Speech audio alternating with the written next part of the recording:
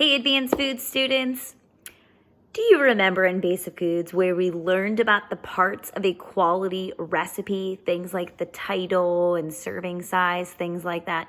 All of the parts of a good recipe play a role in your ability to execute a recipe, as well as you selecting the proper serving amounts, having to know whether you need to half or double a particular recipe, reviewing the ingredients. So we're going to take a look at one of my recipes from my cookbook, Cooking with Lauren Kay. If you remember back in Basic Foods, we use this a lot, and we will be using it again in Advanced Foods for some of our activities.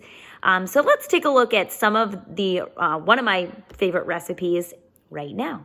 All right, so let's look at my pulled pork nachos recipe, which you will be watching a video for a little bit later in this module. So obviously we want a title of the recipe.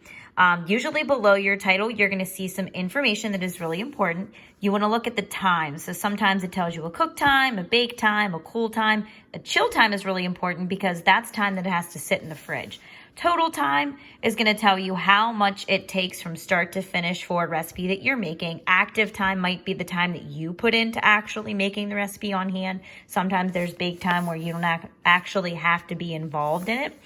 Servings is important because we want to know how many people this is going to serve. So for this particular one, pulled pork nachos could be an appetizer. Ooh, look how good that looks.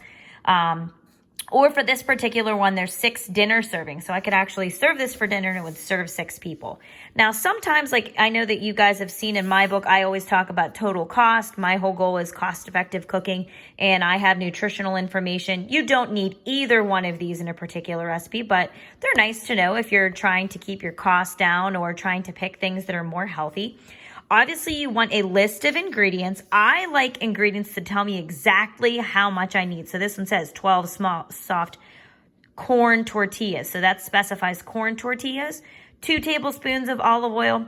When you see something like this, salt and pepper to season, this basically means a light sprinkling or a light coating of salt and pepper over a particular surface. So don't be upset if you don't see an amount for salt or pepper. So we have specific cups of pork that we need, 8 ounces of cheddar cheese, a certain amount of green onions, and then sometimes it'll give you optional amounts of things that you need for the recipe. So for this one, it's like toppers. So if you want salsa, lettuce, sour cream, avocado, you can add those. Doesn't necessarily give an amount. It's more just for your preference.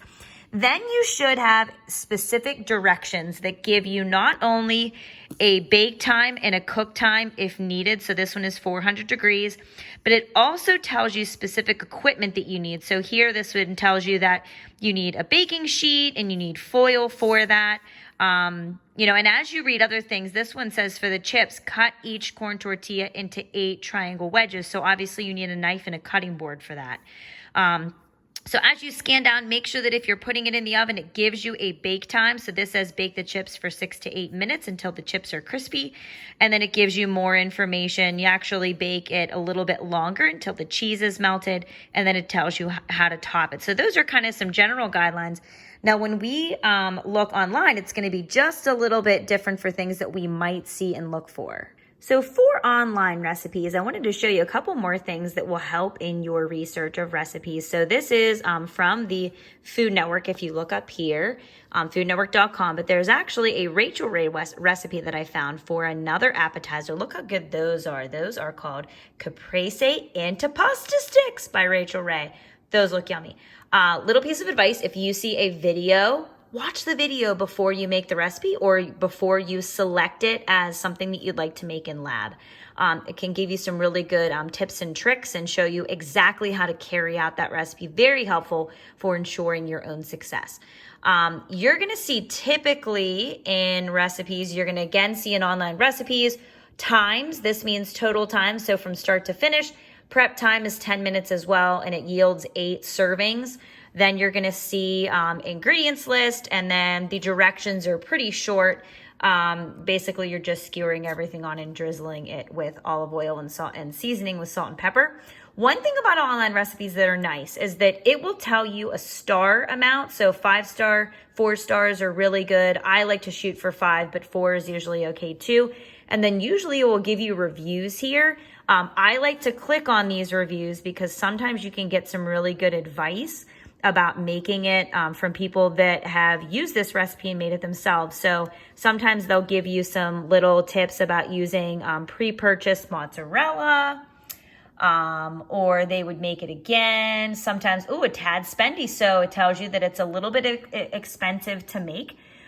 So just a little, little tip for you there to use the reviews as some guidance and, helpful information that might help you execute the particular recipe that you choose.